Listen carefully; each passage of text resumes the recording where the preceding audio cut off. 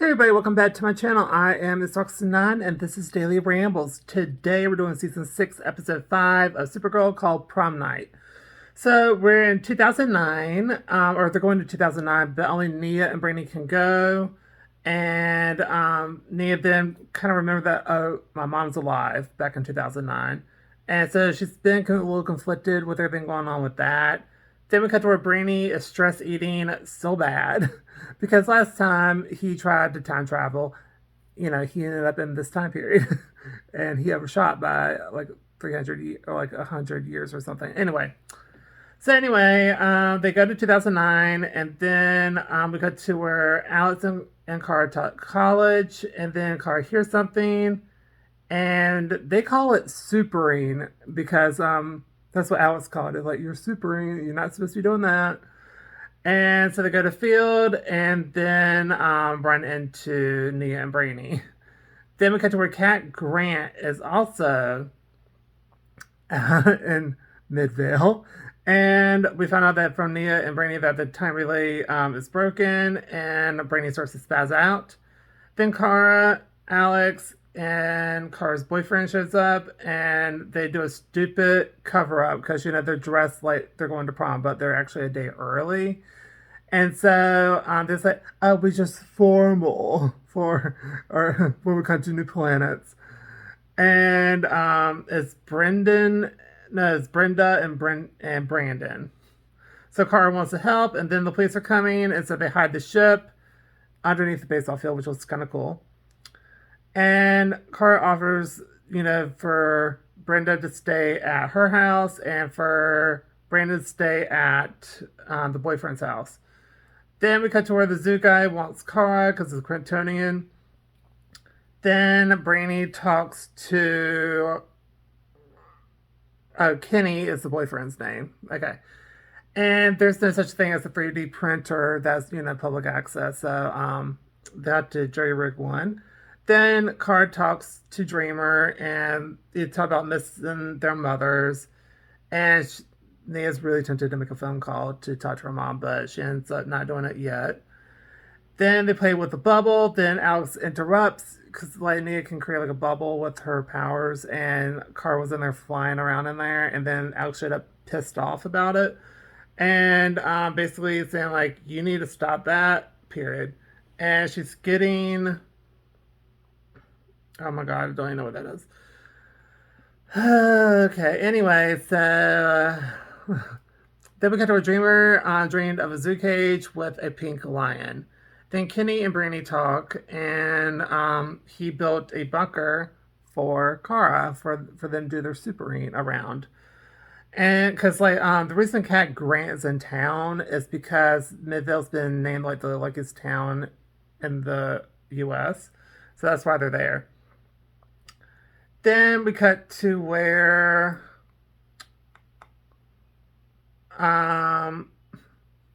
let's see. Where am I? Okay, so Cat Grant hates being at Midvale. She hates it so much. And she's doing basically gossip columns, and they're trying to. So she goes to the local college. So basically, okay, they're looking.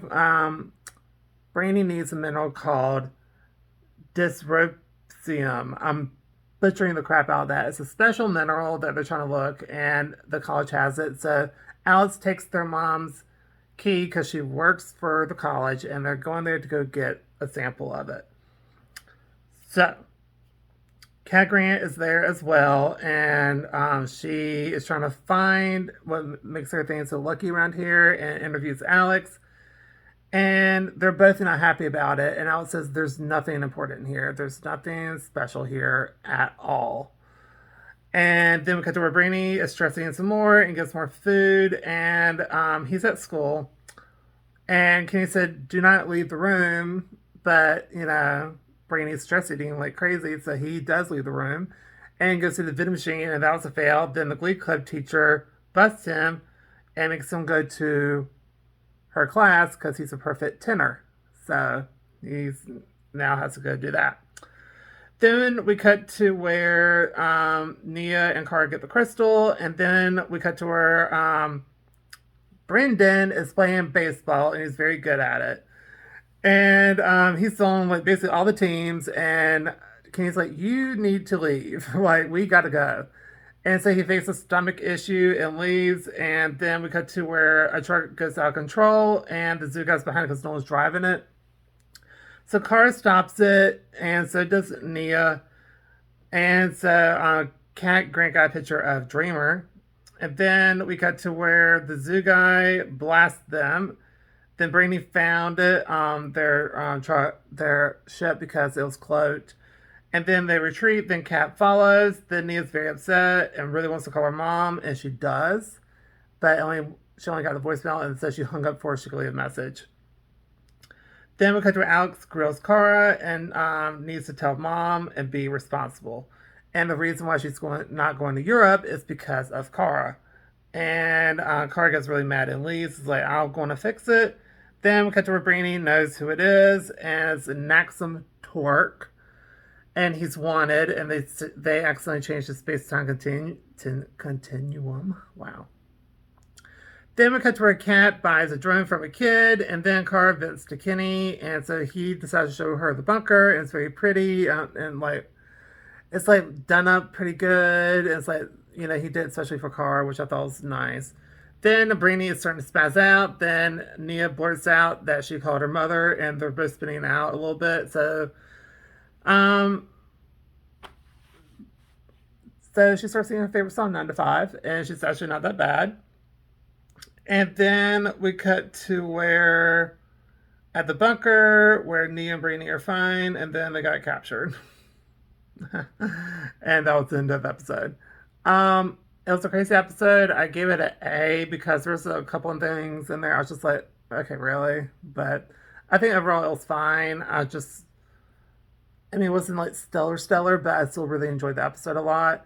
One of the things was like, what's up? Okay, that was not 2009, that was 2002 at the end of the commercial run. It was from 1999 to 2002.